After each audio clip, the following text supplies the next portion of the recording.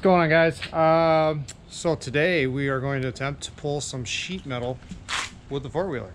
It's a little thicker than just sheet metal, but we'll see what happens. This is a 2003 Jeep that I bought back in, I think, February.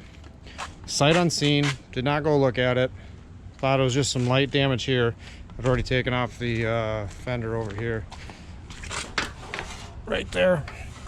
Pretty light, pretty easy, one owner. Tires on here were money, like you could see that in the pictures. The rust didn't look like it was that bad, but the rust isn't that great. It's got that tear there. But anyways, I bought this sight unseen thinking easy fix. Went to pick it up, battery is dead, typical of a Copart insurance auction vehicle. Oh, I didn't know I did that. Oh, look at this. What is this? 6-disc CD changer. How about that? Anyways, figured it'd be easy fix. But went and finally got had them unload it, bring it out. Had to go get, did I go get a new battery? No, I went and got a jumper, jumped it. Started going down the road. It was cold too. I can't remember how cold it was, but it was cold. So I was waiting for the heat to get going, and the dash gauges were bouncing everywhere. And it never warmed up. And since the battery was so low, all these gauges were just bouncing everywhere, right? So the temperature gauge was all just bouncing. Like I couldn't tell if it was hot or cold. And then after a little while driving, I'm like, there's no heat. I don't know if this thing's what if this thing's overheating? Sure enough, like it started bouncing higher and higher and higher and higher. And I'm like, oh man, this thing's overheating, bad head gasket. Sure enough, bad head gasket. I brought it, I had it towed to the place where I'd get some work done. It took them 4 months to get a head gasket done on this thing. I have no idea what took them so long. But it took them 4 months. So I finally got it back. The damage is a little worse than I thought. The tire's rubbing on the inside here. So I got to get this pulled out. I really don't want to bring it to a frame shop. I think I can get this out with the flooded four-wheeler.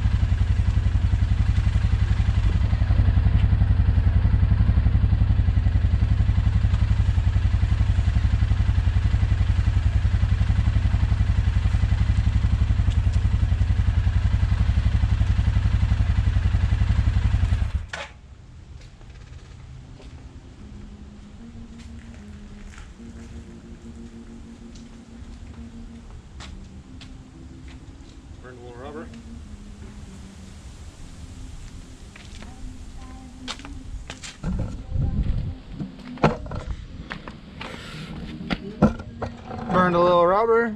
Got it done though. You can't really see over here. Now, I think I just need to get the slide hammer out and smooth it out a little bit.